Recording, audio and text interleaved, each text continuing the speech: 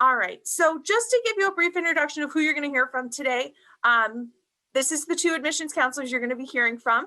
My colleague Angela is currently helping out with getting students registered, but she's an admissions counselor. And my name, like I said before, is Danielle Vaccaro. I'm also an admissions counselor here. And we're joined by 4 of our wonderful student ambassadors. And I'm going to let them introduce themselves and tell you a little bit about them. So Nick, why don't you start us off? Sure thing. So I am Nick Broadfear. I am a junior intelligence studies and political science double major, and I am from Buffalo, New York. Thanks, Nick. Alexa? Hi guys, I'm Alexa Karner. I'm also a junior. I'm a public health major and I'm from Baltimore, Maryland. Thanks, Alexa. Mason? Hi everyone, my name is Mason McCaslin. I'm a sophomore intelligence studies student as well. Thanks, Mason. And Lauren? Hi guys, my name is Lauren. I am a junior from Buffalo, New York. I have a major in Intel and minors in criminology and Chinese. Awesome, thank you guys. You're gonna hear from Nick, Alexa, Mason, and Lauren throughout the presentation to hear their perspectives on student life, campus life, and other aspects of the university. To start, we're gonna tell you a little bit about Mercyhurst's roots. So we are located in Erie, Pennsylvania. We are roughly the halfway point between 3 major metro areas: Buffalo, New York, Pittsburgh, Pennsylvania, and Cleveland, Ohio. We were founded in 1926 by the Sisters of Mercy. We started out with 23 female students in our first class. We then moved to a co-educational institution in 1969. In 2012, we moved from Mercyhurst College to Mercyhurst University. So with that name change, there were quite a few new changes that came to campus, which were really exciting. And then our current president is President Michael T. Victor. He is our 12th president. He was hired in 2015. He's also brought a lot of changes to the university. On the right-hand side, you can see a photo of Old Main. This is the first building that was built on our campus. It's also the first building you see when you drive through the gates of campus. So straight ahead from you is this structure, pretty much still in the same way that it was back in 1926. There are obviously some new buildings built around it on campus, but this has been the cornerstone of Mercyhurst since the beginning. And from those 23 female students who started out in 1926, we have moved on to quite a number of students on our campus. We have over 2,500 students pursuing bachelor's degrees, 300 students pursuing master's degrees, and 550 students pursuing associate degree programs. So our campus has definitely grown over 90 years with what we're able to offer students in terms of academics, as well as the number of students that are actually on campus taking courses. Speaking of academics, we have somewhere around 60 different academic programs. We have a number of majors and minors available. As you heard from our student ambassadors, there are a lot of options to mix and match things to get you where you'd like to go in your career. We also have a number of pre-professional programs. So if you're interested in a career path that requires additional schooling, like medical school or physical therapy or law, something along those lines, we have those types of programs that will prepare you for those next steps. Many of our majors offer concentrations within them. So a field that is pretty broad can be narrowed down into something more specific. For example, in our criminal justice program, we have 5 different concentrations, including pre-law, corrections, juvenile justice, and 2 others. So just to give you an idea, a lot of our majors offer things like that. So if you don't find something specific, ask around. Chances are we do offer something that you're looking for. It may just be a concentration within another program. We also have a number of graduate program offerings. You can learn more about those on our website. We have options that are 4+1 programs, as well as traditional 2 to 3 year graduate level programs. And they're all on our website. You can also check out a full list of academic programs on the website listed on the slide, mercyhurst.edu/academics. And if you click on each link, it'll tell you a little bit more about the options that are available. One of the things that many students ask us questions about is when they're applying to school, if they have to know their major when they come to campus. And it tends to be kind of a concerning subject for students. And I want Alexa to talk a little bit more about that. Alexa, did you know your major when you came to Mercyhurst? Hi. So I actually didn't. When I came in, I was undecided, and I actually remained undecided for the entirety of my freshman year. I didn't declare a major until fall semester of my sophomore year. And that was one of my favorite things about Mercyhurst, and one of the things that drew me here in the first place was that I was one of those, high school seniors that came in very unsure. And Mercyhurst did not put pressure on me to try to pick something or try to go in a certain place. They really worked with me to explore a lot of different classes and find something that really worked for me. They were completely okay with me not knowing, because it's okay to not know. You might change your mind. So, I liked remaining undecided and really finding that. So during freshman year, I took a lot of different classes in a lot of different subjects that helped fill our core curriculum, but also just helped me explore what I wanted to do. I met with my academic counselor, and they walked me through, what I liked about certain things and what I didn't like about others. And that really helped me narrow down on the major that I am in today. And, I really feel like because I took that time, that's why I stuck with the one I have now. Awesome. Thanks, Alexa. And that's a great point to bring up too. You don't have to know what you want to do when you come to Mercyhurst. We do offer that track for students to come in as undecided, take some classes, work with some of our staff to help you figure out where your interests lie. And for Alexa, that's the path she took, and it sounds like it worked really well for her, which is wonderful. We do also have the option for students, like I mentioned here, to double major, take more than one program, pick up different minors, things like that. And I'd like Nick to talk a little bit about his experiences. Nick, can you tell us what it's like to be a double major on campus? Of course. So double majoring, it can be kind of a scary topic because in some schools, it's really difficult to do that. You're going to be bogged down and busy. At Mercyhurst, it's not like that. We really have a streamlined system to make everyone study what they want to study and be as happy as possible with it. So I came in as an intelligence studies major as a freshman, and I added political science as my second major, I believe my spring semester of my freshman year or my fall of my sophomore year. And what that does for you is it allows you to have two major advisors. So every advising day, which we'll talk about in just a couple of minutes, but you get to meet with both advisors who help you go through the process of managing these two majors. You need to have all your required classes filled. So sometimes you can take one class that covers both majors. It's a really easy system to work with, and a lot of the majors go hand in hand. Political science and intelligence studies work really well together, and that's what I'm hoping to do in the future. So double majoring is definitely something you should consider if you have interest in, let's just say, art and music or anything like that. It all really works out. Thanks, Nick. And that's a really good segue going into our next point. But the option for double majoring is there for any student who's interested, just to keep that in mind. Speaking of advising, as Nick alluded to, we'll talk a little bit about our resources that are available. Mercyhurst operates on a dual advising model. What that means is students have two advisors. One is a faculty advisor. If a student knows what their major is, it will be a professor in that particular major. If you have more than one major, like Nick said, you'll have an advisor for every program that you're pursuing.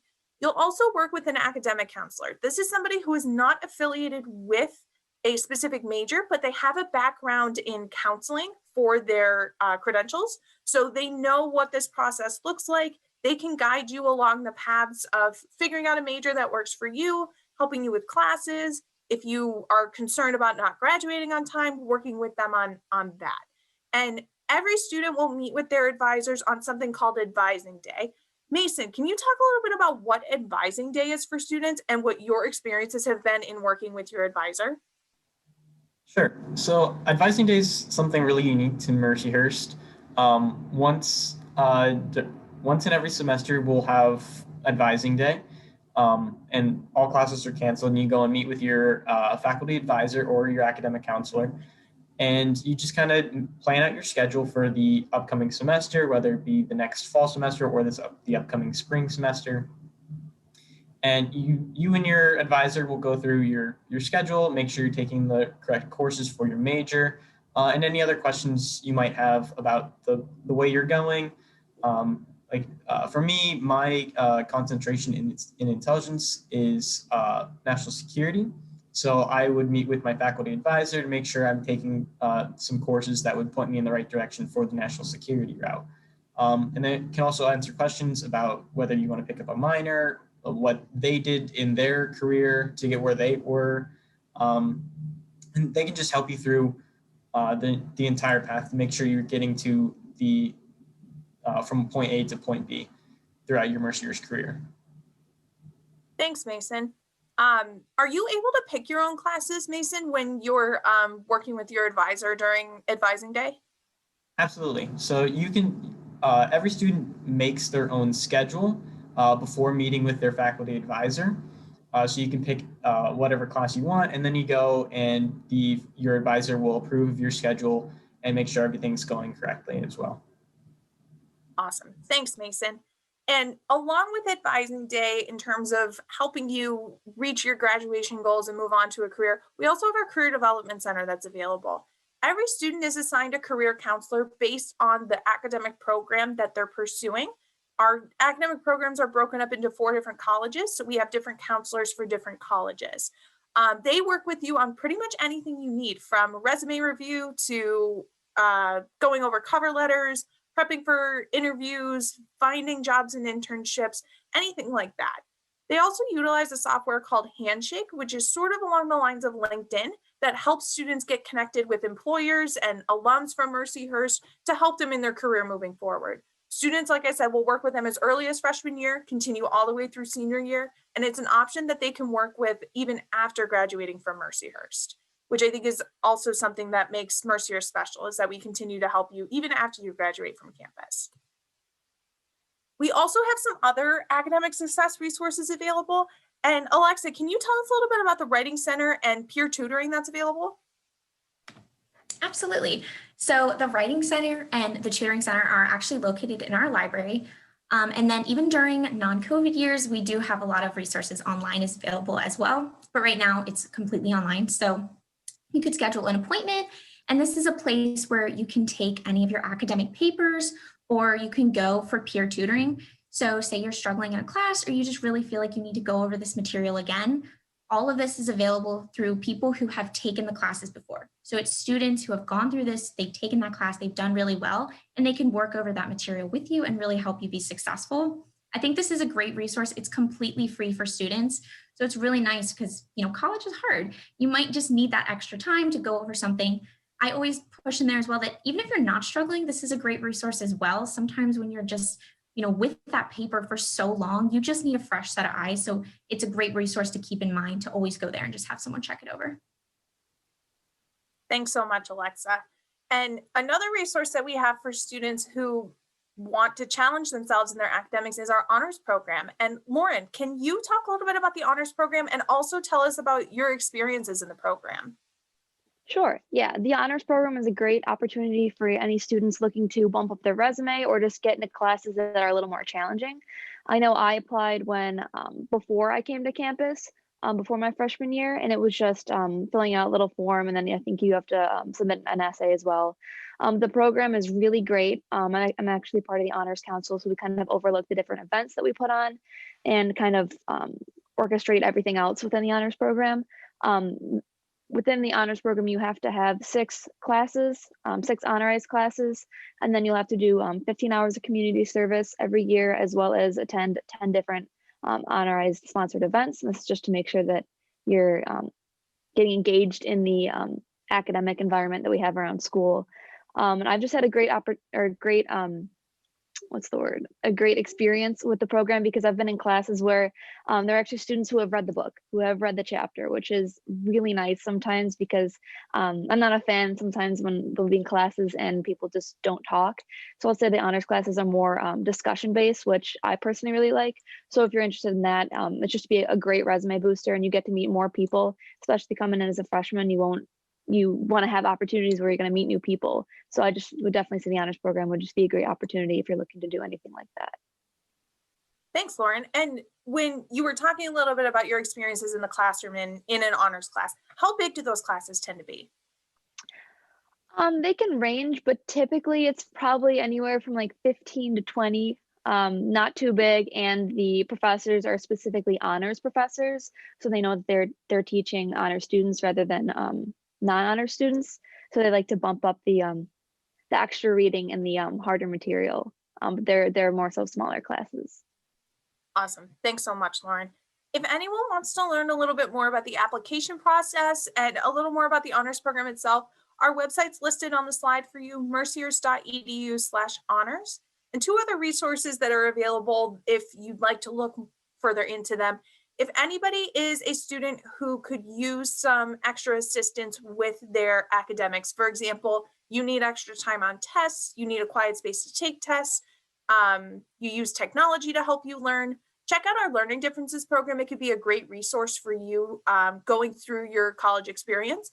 mercyhurst.edu/learning-differences. They have a great explanation of the program on that website, and you can learn a little bit more about what that application process looks like too. We also have a unique program called the Autism Initiative at Mercyhurst for any students who fall on the spectrum that could use additional support services. You can learn more about that program at mercyhurst.edu/AIM to learn more about that. All right. So one other thing that makes Mercyhurst stand out is our study abroad opportunities. We have a number of different options, and Nick is one of our students that has actually gone and studied abroad. So I'm going to have him talk a little bit about his experiences and then what our options are. So Nick, take it away. Thank you.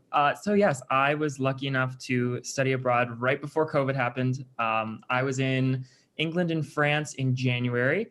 Of course, we all got a little email saying, hey, this thing is spreading around the world. Like, just be careful. Little did we know how the world would change in just a year ago.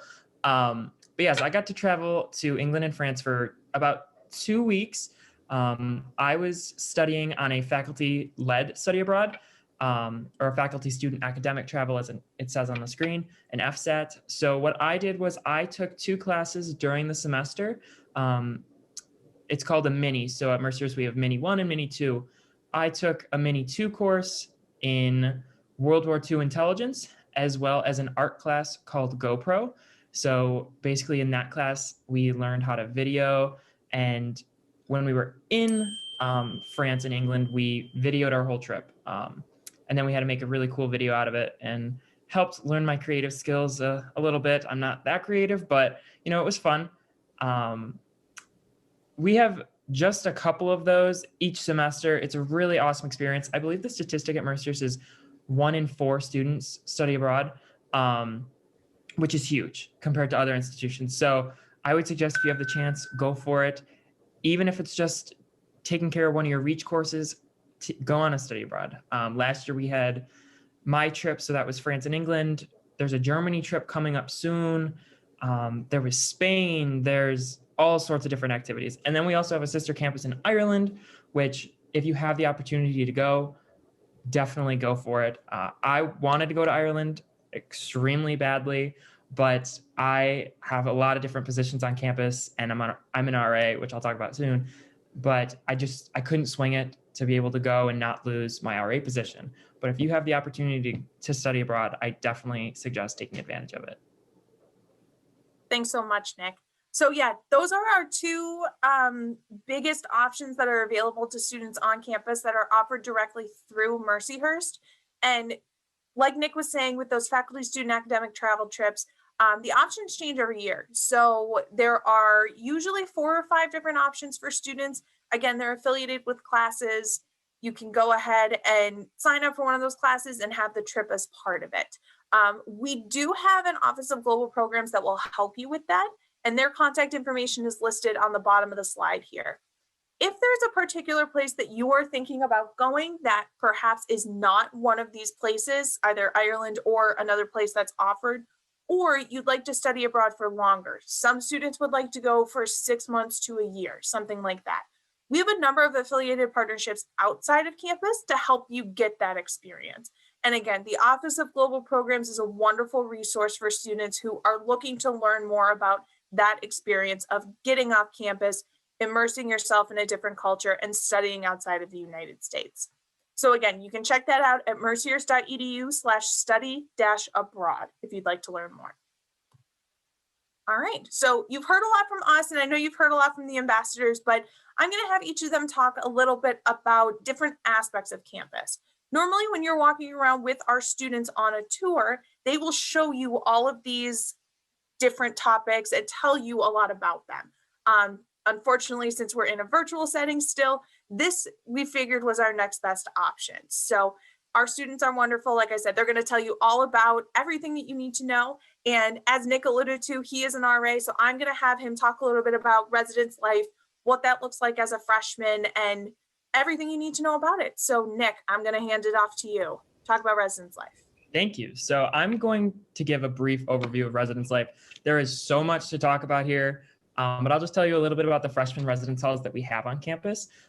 We are a 4-year residential campus, so students live on campus all 4 years, and we have different spaces you can live in. So during your freshman year, you live in a typical residence hall. So for women, we have our all-women Baldwin Hall. So that is approximately 160 students. You know, you have a hall director, 6 resident assistants in that building. Baldwin is more of a suite style, so you share a bathroom with the room next to you. There's heat in Baldwin, of course, you know, common areas. Baldwin's a really nice space. It's a very sisterhood vibe. The girls who go into Baldwin absolutely love it, and the RAs have a really close relationship with their residents. Macaulay Hall is our all-male residence hall. Macaulay has space for about 140 male students. Macaulay has typically single or double rooms available, and you share a common bathroom along the whole wing. Macaulay, like Baldwin, has a very different vibe. Macaulay is very much like a brotherhood. The guys all get really, really close, you know, with their RAs. It's a totally different environment than Ward Hall would be. Of course, each building has the really great atmosphere. Macaulay, similar to Baldwin, has common areas on each floor, and a main 24-hour lounge that you can just chill in at any time. Ward is our second newest residence hall on campus. It was built in 2009. So we have space in Ward for about 360 male and female students on campus. It's split by wing. So on the first 3 floors, the longer wings are women, and on the top floor, it's men, and it's swapped on the opposite side of the building. So we have a really great environment. In here, we have 8 to 12 RAs typically, our graduate hall director, as well as our assistant director of residence life, who lives in the building. Ward was built to be triples originally. Nowadays, I mean, you can see that in the picture. That's what a typical ward room looks like. There is air conditioning in Ward, but it was built to be triples, so that's why the rooms are a little bit larger and has more space for students. Again, similar to Baldwin and Macaulay, we have our common areas on each floor that students can hang out in at all times. Each wing has little common areas as well.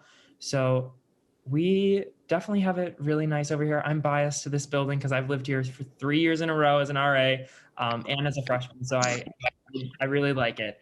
Did I miss anything, Danielle? I'm trying to think. No, I don't think so, Nick. That was a great overview of the freshman area. So thank you for that. Of course. Yeah, so these are your 3 options as a freshman. In terms of figuring out who your roommate is, that tends to be another big question. Students can select their roommate through their housing contract, which comes after a student makes their commitment to the university. So your admissions counselor will walk you through that process when that time comes. There's a form you can fill out, and you can request a specific roommate, or if you're not sure, you can go random, as they say, and have a roommate assigned to you based on similar interests in a short survey that you fill out. Nick, there's actually one other thing. Can you talk a little bit about upperclassmen housing? Like, what happens after you move out of freshman area housing?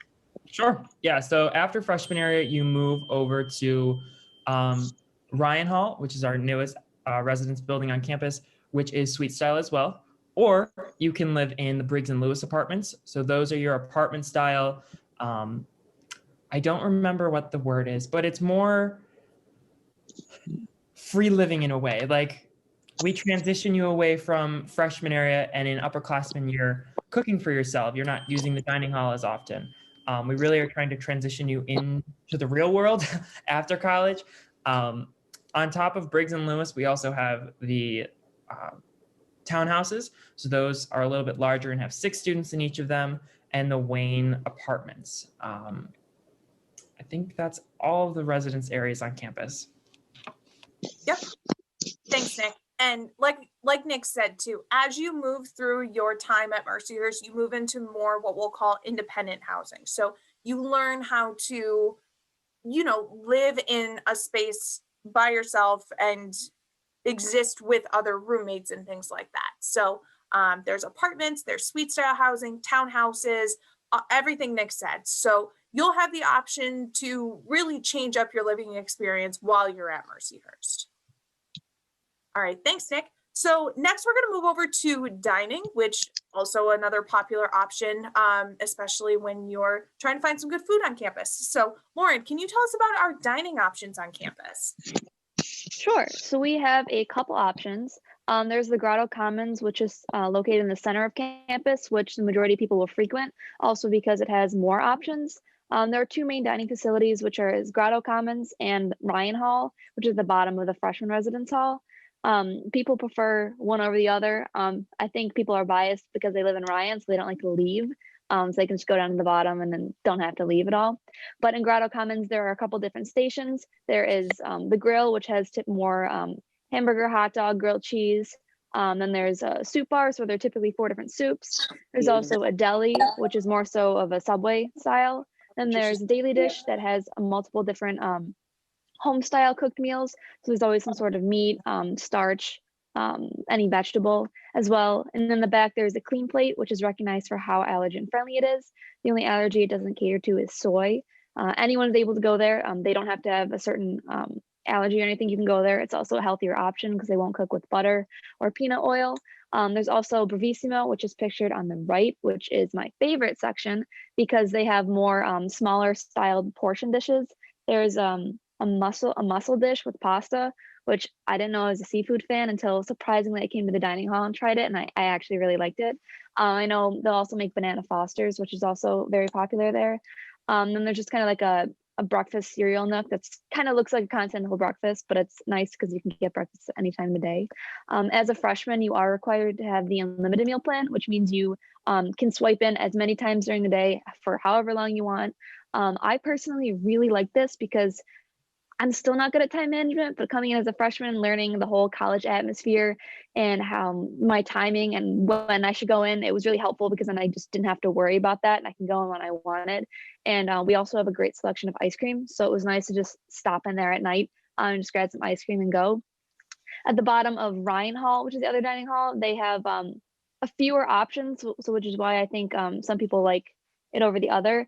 They have a wok, which is kind of has more of a Asian style cuisine, and there's always some sort of sushi and pizza, and they always kind of range.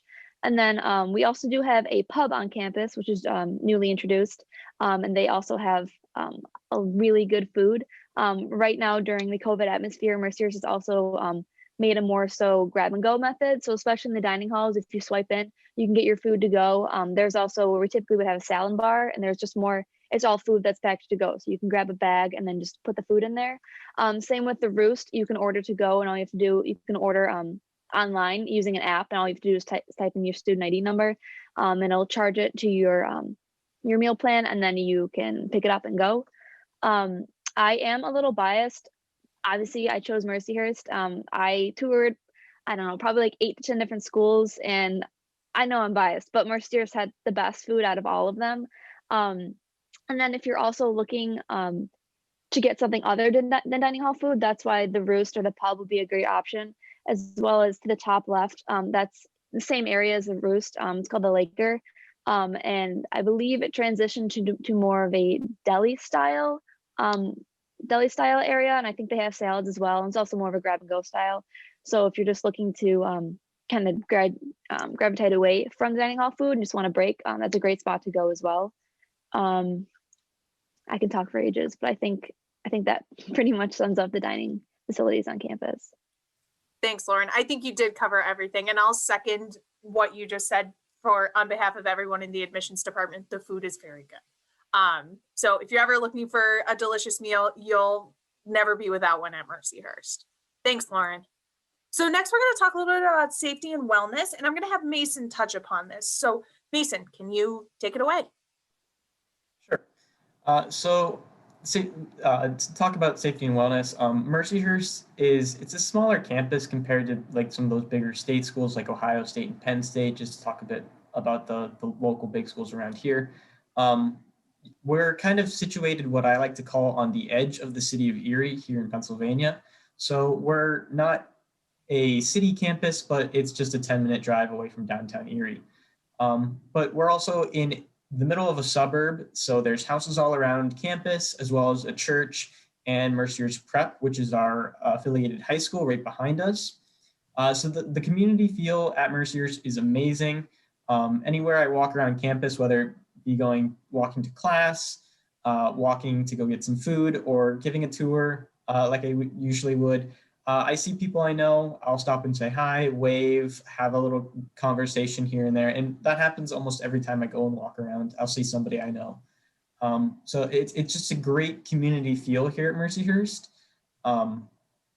You know, sometimes I've been told that Mercyhurst is a little bit too nice because when you're walking into a building and somebody's either walking in or walking out of the same building, you know, they'll hold the door open for you, whether you're 10 strides away or right there. It's just kind of a weird unspoken rule we have here at Mercyhurst. And it's one of the biggest things that attracted me was the complete, you know, community feel that we have on campus. And we also have a motto here at Mercyhurst, which is "Hurst is home."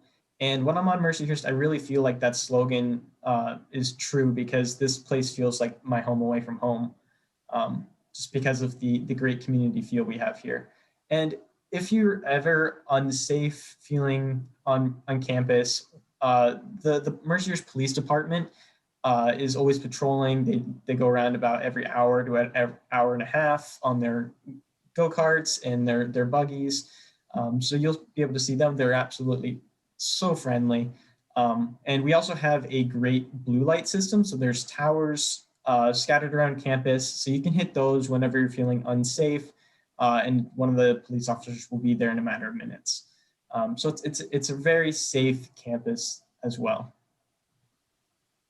Thanks so much, Mason. And speaking of wellness and stuff, can you talk a little bit about the health center and what those options are, especially in COVID times? It's important to be able to get to a doctor or, you know, get checked out if you're not feeling well. So can you tell everyone a little bit about that? Sure. So Mercyhurst has its own health center. It's called the Cohen Health Center. It's located right on the edge of campus, and they always have staffed nurses as well there. And they also have, as we can see, a therapy dog. You can see pictured there. So if you're ever missing your dogs back at home, you can come and say hi to the dogs there. But they're there for anybody who's feeling unwell. They have the ability to write prescriptions even to the CVS right down the road. So if you do need medicine at that point, you can always go and see them and they will, you know, if need be, prescribe you some medicine. But they can hand out over-the-counter drugs as well, and just anything that they need.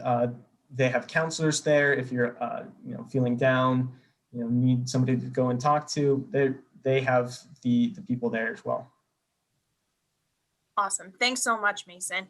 And again, the Cohen Health Center and Police and Safety are available for any student who needs it. Students are made aware of all of their contact information should they ever need to reach out to.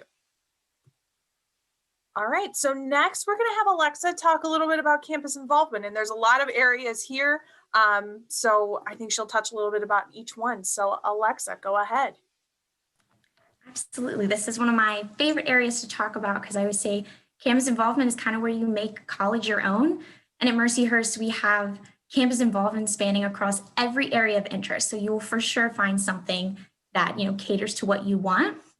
So in terms of performing arts, we do have a performing arts center on campus, and a lot of times the different art departments will come together and do performances for students. So I know the dance department often does ballets in there, and a lot of times tickets are super discounted for students. You can go in and support them.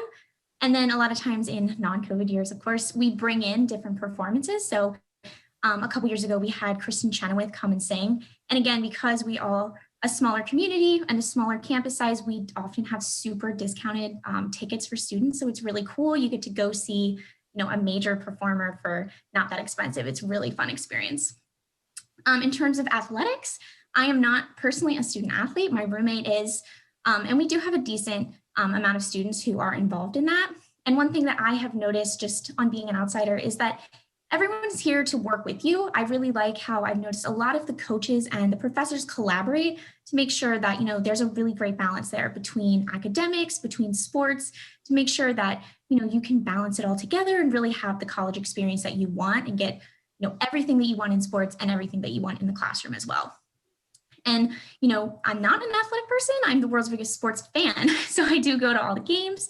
And the thing that I love is tickets are always free. So a lot of times the campus will all come together and, you know, all go to the football games to cheer everybody on in the snow. It's super fun. And then apart from those, the other side of campus involvement is just clubs. We have so many clubs spanning across anything that you could ever imagine. When I came out of high school, I wasn't really that involved. Somehow I am involved in too many things now. We have everything from just like yoga club to we have a full running Mercyhurst student government that I'm a part of. I'm acting senator, so, you know, I help represent the voices. We have clubs that relate to your major. So I'm in public health. I'm actually the vice president of the public health club.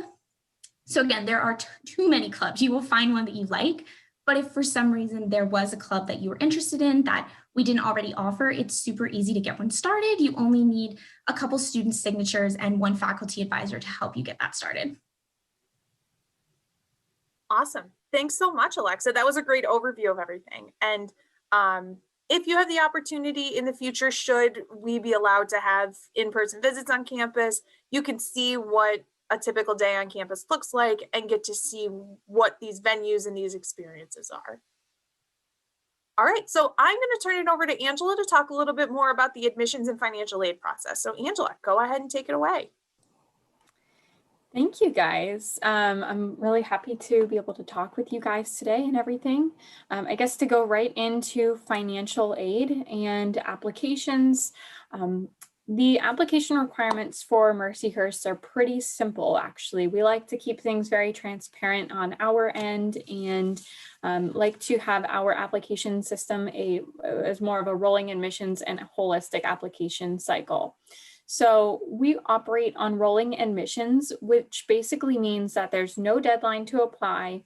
There's a lot of flexibility within the application cycle as far as deadlines, which allows you to be able to make good decisions in your college decision-making process and helps to alleviate a lot of the pressure of having to decide by a certain date. With that said, we have different goal point dates of when, you know, a lot of students do decide by. So our national decision day is typically on, what is it, June 1st? June 1st, yeah. Okay, it was changed last year. So it was June 1st. But if you would like to make a decision beyond that point, then you can always work with your guidance or your admissions counselor on a one-on-one basis. And we're more than happy to work with you a little bit beyond that date.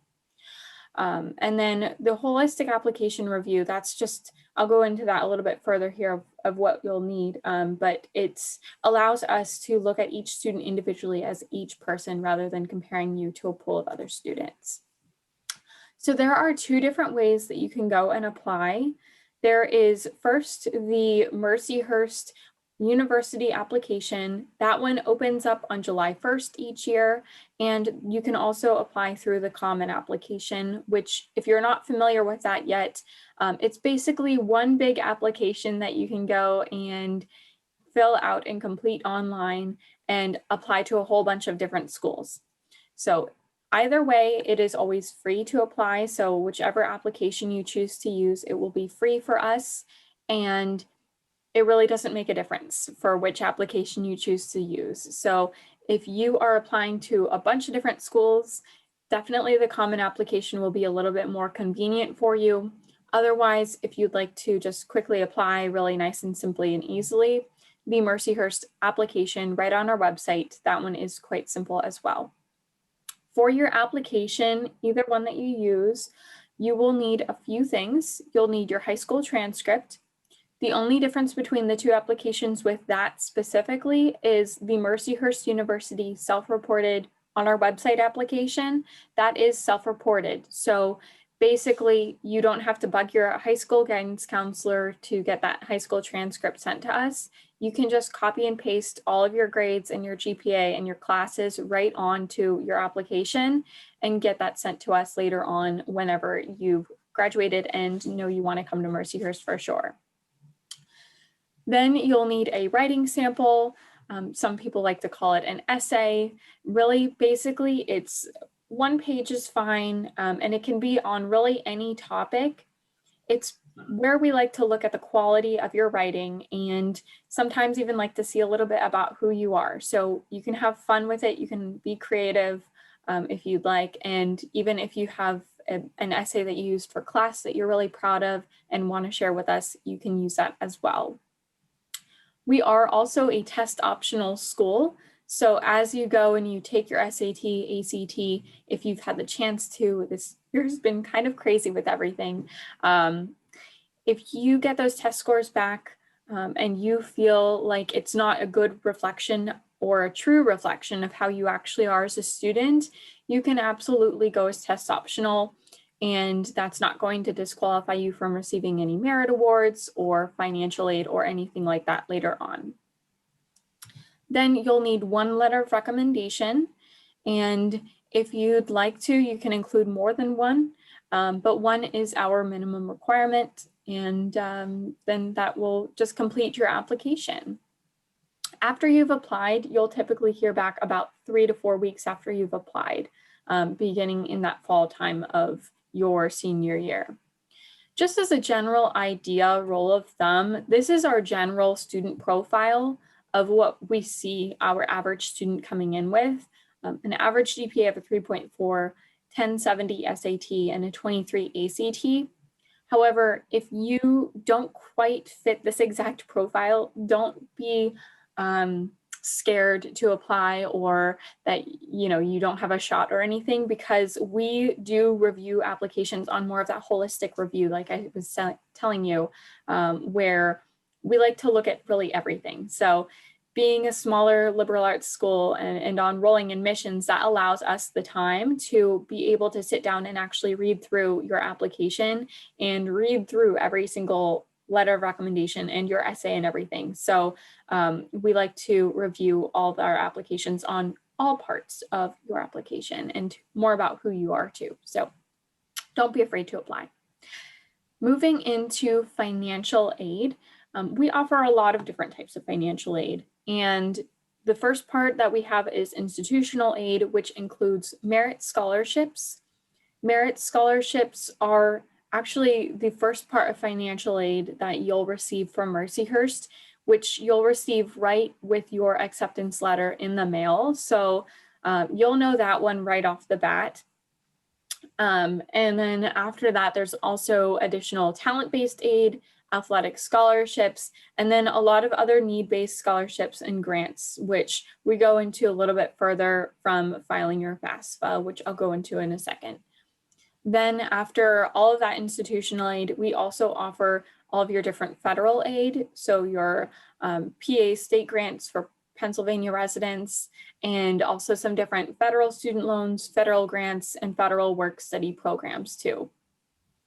So for your need-based scholarships and grants and all of your different federal grants and loans and work study programs, then you'll need to file the FAFSA, which is a pretty important application.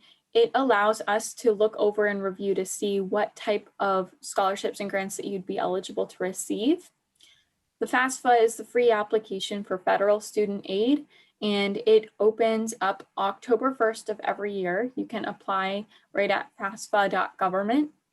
And you'll basically just need your FAFSA ID and password, which they'll walk you through to set up and everything. And it will ask you to input in 2 year prior of tax information from your family. While you do that, it's quite a simple form, but while you do that, just be sure to tag Mercyhurst on with our FAFSA code, so then we're able to receive that information for you and package together that financial aid offer to you guys. That would include all of your different scholarships and grants and things like that that you may qualify for.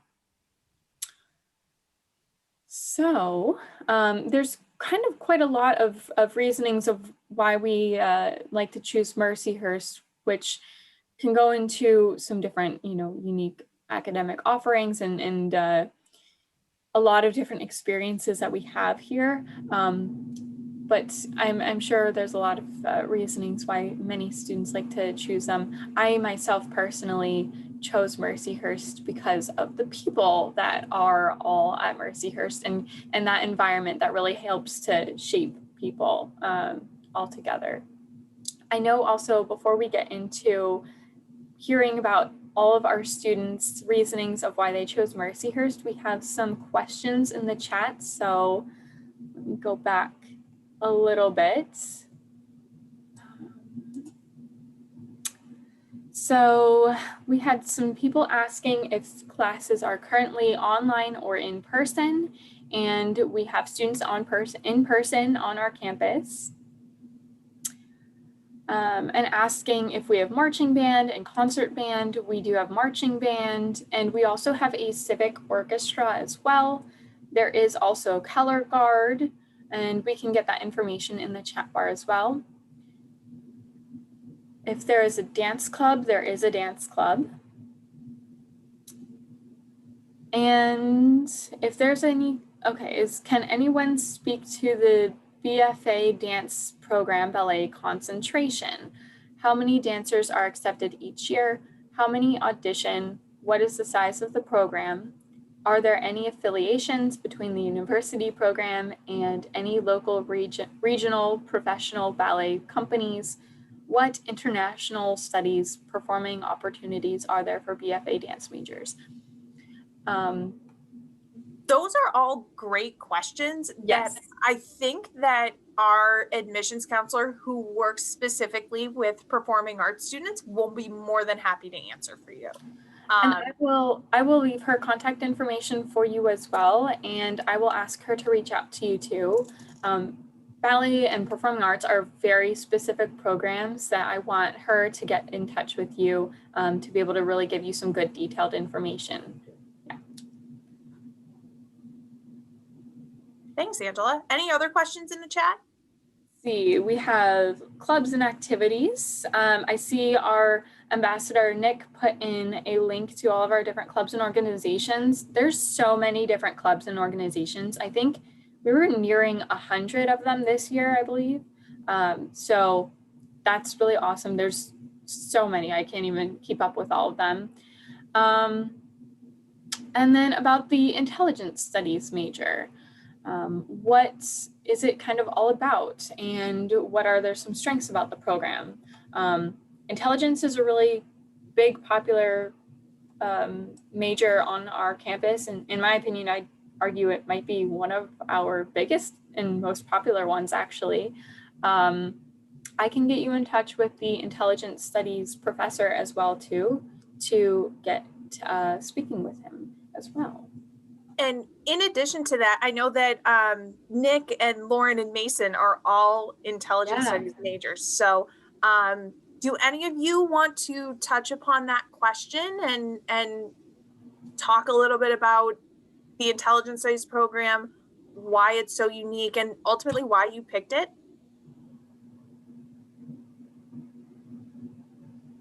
I can touch on why I picked Intel. Sure, go ahead. Also add on the career paths. That was part of the question. Different career paths you can take. Yeah. Typically those are business intelligence or competitive intelligence, national security intelligence, and then law enforcement intelligence. Those typically are the top three that most students focus on. They used to be like a concentration, but we don't do that anymore. BI is its own major itself now.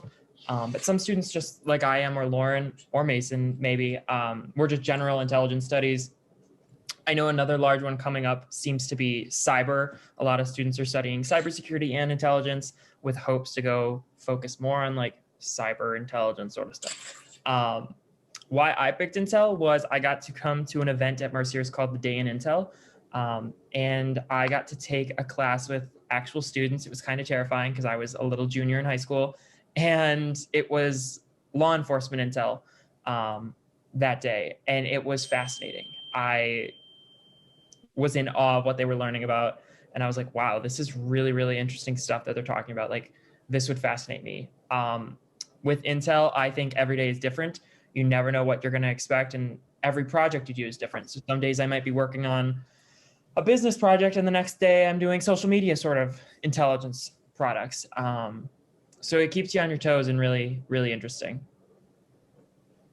Thanks, Nick. Lauren, Mason, do you guys have anything to add? Sure, I can add a little something. I just chose the Intel major because I was looking somewhere like along law enforcement, so like criminal justice, and then I found like Nick, I attended the day of Intel, and to me it seemed like a little bit step up from law enforcement. So I was like, oh, like this seems a little more interesting because I didn't know much about it. And just being there, I can see that the professors are awesome. They all have multiple different backgrounds. We have a professor from Turkey, other professors that have worked with the CIA, DIA, anything along that. So they're giving their experience as well. And also something that I like about the professors is that they, one, don't take any crap, which no professor should, but also they are actually preparing you for going out into the real world. So they will formulate different assignments based off of things that they've experienced and how they know like decision makers will take it. And you, if you are not a great public speaker, you will become a great public speaker as well, because you'll be doing a lot of briefing or presentations for your decision maker or your professor. And as well with the Intel program, you have access to our CRAT program, which basically provides a bunch of different opportunities for you to work and get some real world experience. I have done a couple things. I've done some business intelligence for a couple actual companies. It just a lot of different opportunities that it's great to put on your resume and you actually get real world experience. So I can just attest to how great the Mercyhurst program is for Intel. Thanks so much, Lauren. Mason, I don't want to put you on the spot if you don't have anything else to add, but if you do, this would be a great time for that. Yeah, I can just throw in, like, the reason I picked Intel to be my major is I always have liked like politics and government and just kind of like everything in like with American government, but I also wanted to like do something because I thought it was cool to if somebody ever asked me what I was doing for my job, I wouldn't be able to tell them. I always thought that was something cool, and you get that with intelligence studies, but I've always been interested in politics and law enforcement and criminal justice. So I picked that as more of a unique route to go, instead of just going for like a criminal justice major or a politics major, poli-sci. But yeah, some of the career paths you could go into work for law enforcement, work for local police departments, or you could go into like the FBI, the CIA, the Department of Justice, the Department of Defense, anything in those realms, or as Nick was mentioning, BI and CI with business and competitive intelligence. You could go work for big companies such as Amazon, Boeing, and a bunch of other big, well-known companies. Mercyhurst, with our Intel program, we're very nationally known and almost internationally known as well. So we have a lot of alumni in all these sectors, that are really respected and, always have great feedback coming back to the university and saying how well our students were trained and how well they're doing in our careers. So we have plenty of great opportunities all around in every sector we can get. So there's plenty of opportunities for internships, as well as, when you leave here with your degree and you're going on to look for careers, there's plenty of different paths you could go with with that major. Awesome. Thanks, Mason. That was a great overview of the Intelligence Studies program by all three of you. So well done.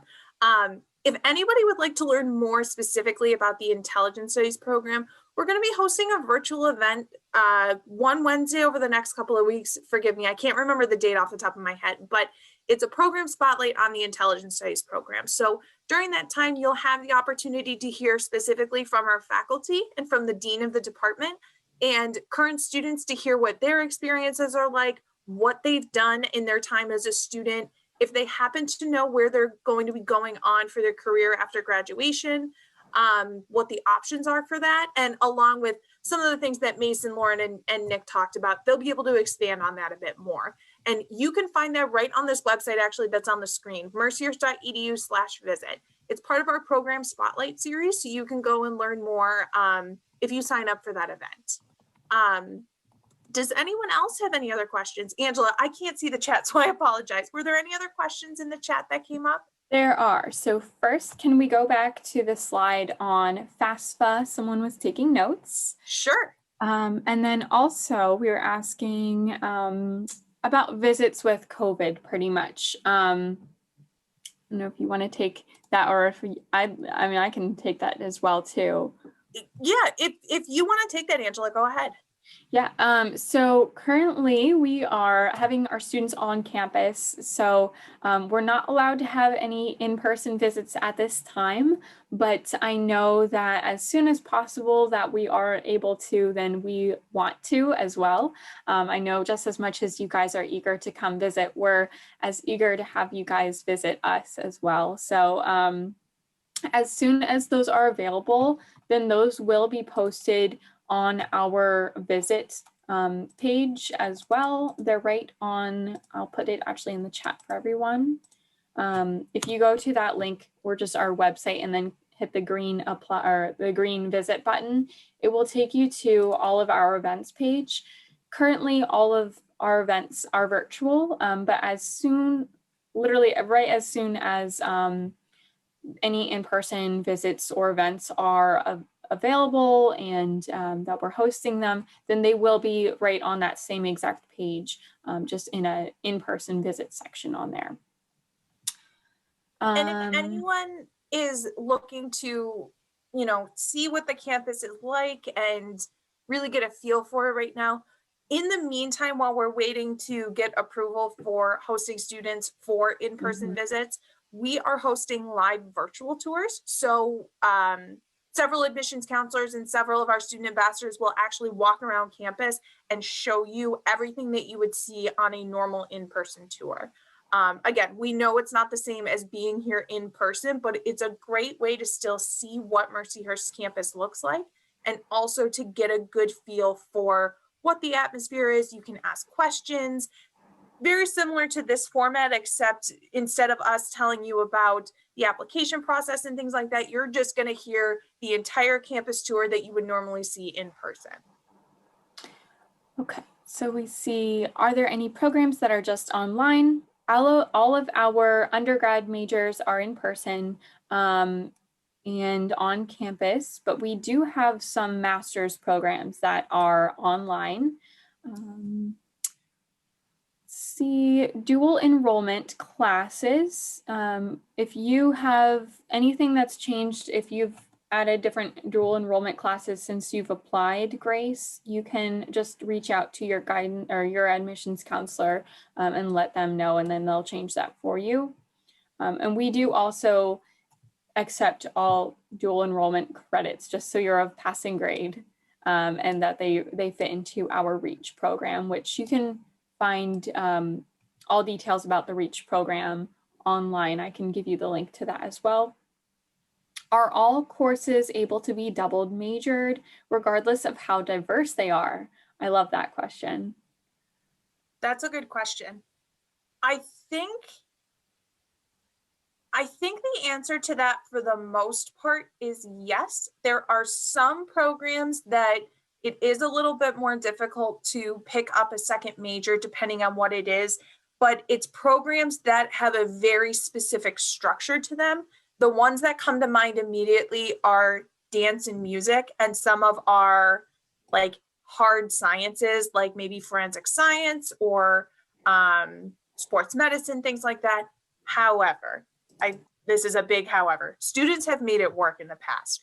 We actually have a senior student ambassador this year who, she is a double major in dance and something called a contracted major in occupational therapy. So she has built out her second major so that it would work with her dance program. So she's able to still take those courses. She's able to move forward with her career as well. And she worked with both her dance department as well as our sports medicine, biology departments to make that happen. And she's moving on. I think she's going to OT school next, which is really exciting. So it is possible for the most part. But again, there are some programs that are a little bit more heavily structured in a certain way that there always isn't that specific flexibility. But again, you can work with faculty to pretty much come up with any path you would like to take. Okay, we have lots of questions. Let's see.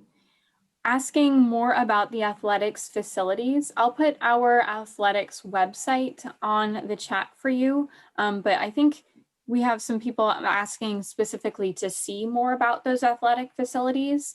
And actually, if you visit and attend one of our virtual visits, we have, oh, let me put it in the chat, but it's a virtual tour, and we have people that actually our students walk you around the entire campus and give you a full tour live streaming as they're walking through it, and actually show you pans of all of our different areas. And I believe athletic facilities, or certain parts of them, are at least on there to an extent. So those would be really wonderful to be able to see. I will put that in the chat as well for you. We also have a question: are the SATs compulsory for international student athletes, or are they also optional? I myself don't know that answer. Do you know, Danielle? I believe for international students, if you're taking the SAT or ACT, I would recommend you follow the guidance from the NCAA. Last year in the recruitment cycle, they decided to make the testing optional, so you could apply and still come in as a student athlete without those required test scores. So I would recommend going down that path. If you would like to ask that specific question, though, on the screen, Brooke Fishman would be your admissions counselor. Send her an email and ask her that question. I think she would be the best person to give you a definitive answer on that. But my guidance would be follow the NCAA guidelines, and you know, if it's optional, you do have the option to not send them in, which would be helpful. Okay. I just put the link to the live campus tours in there for everyone. I think they're actually really cool for anyone to check out as well. I also have one of, if the course you are interested in states it is online, is there a possibility that we can still attend the course in person? If that's a COVID related question, as far as if the course was originally online and or in person, all of our classes are offered in person with COVID, and everyone's in person right now, so you would be able to have it on in person. If it's a specific, you know, if it's an online program that is for your master's degree, good example would be organizational leadership. That program is completely online, so there would be no in-person classes for that program specifically. If you want to reach out to me or your admissions counselor as well, we can get a clearer answer for you and some more details too. There are some programs, like master's degree programs, for example, you can take those classes in person too. I know that our intelligence study graduate program has an in-person option if you didn't want to take the online option. But like Angela said, most of our classes for the undergraduate level this semester are in person. There are some hybrid options where, you know, you might be in the classroom on Mondays and Wednesdays. On other days, you might be at home coming in through Zoom, you know. So really, it's up to the discretion of the faculty, and depending on how big your class is that you're enrolled in. But for the most part, we're trying to get students in the classroom as much as we can. We have questions about how's the medical program and any way to talk with students currently in a medical program. Alexa, I know that you are a public health major. Are you planning on going to medical school? Yes, I actually am. And I was going to say with this question, so you can come into Mercyhurst as like a pre-med and go on like a biology track, but a lot of times here, there's such a flexibility with majors that a lot of different people that are interested in medicine are doing different things. I know a lot of people in the public health department are interested in going into medicine. So for example, me, I'm just solely a public health major. I just make sure to take a wide variety of science classes to make sure that, you know, when I apply to medical school, it's nice and well-rounded. But in, you know, exclusively to the science classes for the medical program, if that's what you're interested in knowing about, I would say I have had wonderful experiences with that. I didn't come in from high school with a ton of science background, and I have done spectacularly. I love the professors. I love the culture there. Most of the classes are a lecture component and a lab component, so you'll do it, you know, throughout the different week. And it's a super nice track that they set. So there's actually a person here who is like the medical advisor. So because I'm not a biology major, I just meet with him and he helps me walk through different classes that I need to make sure that I have in order to be competitive for med school. Thanks so much, Alexa. And that advisor that she referenced will work with any student who is interested in pursuing a pre-professional medical program. So pre-med, PT, OT, anything along those lines, they can assist you with that. If you're interested in learning more about those pre-professional programs, not to keep plugging our events, but we have another one coming up. It is a sports medicine program spotlight, and sports medicine houses a lot of our pre-medicine programs, as well as pre-physical therapy, pre-occupational therapy, pre-athletic training, and a couple of others. And they can talk about medical school options too. So if you want to learn more, you can sign up there. If you would like to learn even more than what the event can give you, or if you're not able to attend the event, find your admissions counselor that's on this slide here, send them an email with what you're interested in learning. We will get you connected to somebody. And it looks like we have one more question of going back to the housing conversation. Are freshmen allowed to have cars on campus? Typically, no, freshmen are not allowed to have cars on campus. We do have some ways that make up for that. Students are allowed to take the E, which is the local bus system here, and it will take them all around the county. And they get a sticker on the back of their student ID, which allows you to get onto any bus line for free. Erie also has Uber, Lyft. We have a taxi service here. You know, the bus comes right to campus. There's a line that will take students through the shopping district in Erie, which is Peach Street. It'll take you to grocery stores, to the mall, to Target if you need to go up there, anything along those lines. Starting sophomore year, you can have a car on campus. If there's any reason that you would need some type of exemption for your freshman year, say that, you know, there's a medical issue that you would need to have your car for, or if you have commitments that you need to make monthly. I've had students in the past who have military commitments they need to drive to once a month. You can request an exemption through our residence life office, and they can work with you on that. Why aren't freshmen allowed to have cars on campus? We don't allow freshmen to have cars on campus because we want to set all of our students up for the best success possible. So you'll see this as a kind of common theme all through the 4 years. Just like whenever you first are a freshman on campus, then you're living in the freshman residence halls, which are traditional residence halls. And then slowly you gain more independence through the 4 years that you go. That way you're not coming into freshman year overwhelmed with all of the responsibility that does come along with having a car on campus. Freshmen also have, you know, full meal plans. That way they're coming in with not having to have all of that responsibility of having to cook and make all of their food, and it can get quite overwhelming for them.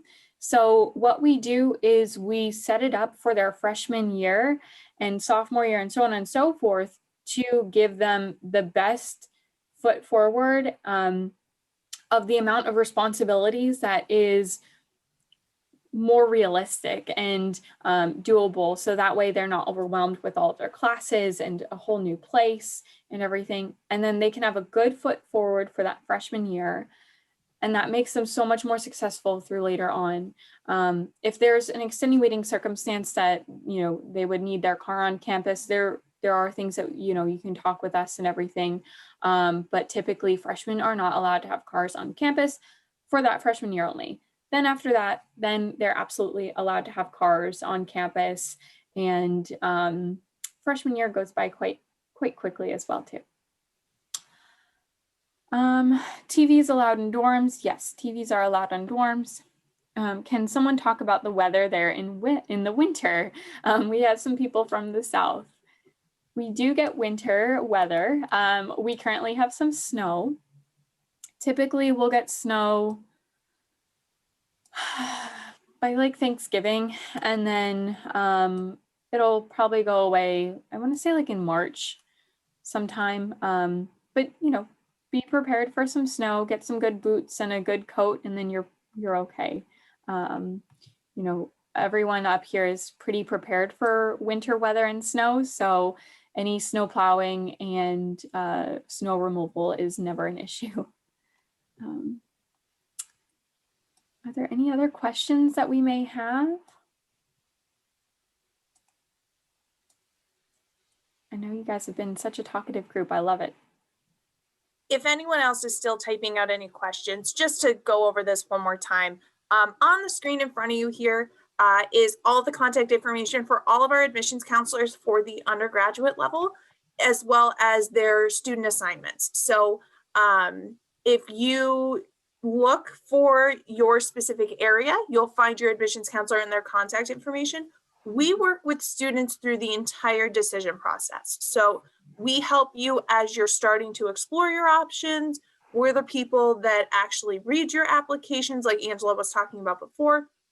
We also help you with financial aid, which is unique compared to some other institutions that you may be considering. So we're kind of your one-stop shop for pretty much everything that you need in the admissions process. So if you have any specific questions about majors that we have, if you want to learn more about a specific program, if you want to know more about requirements or about campus life, anything like that, contact us. We are more than happy to help you.